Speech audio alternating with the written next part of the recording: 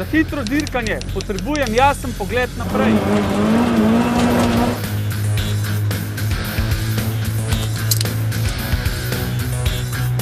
Ljudje, ki merijo visoko, želijo čist pogled na svet.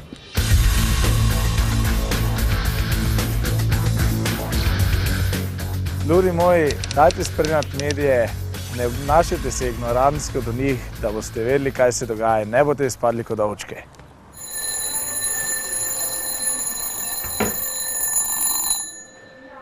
Upam, da vas je to zbudilo. Cajte, da začnete brati med vrsticami, spremljate dobre medije. Ponavljam, brati med vrsticami, ne verjeti vsega, kar preberete. Svet je lep, držite glave gor, vidimo.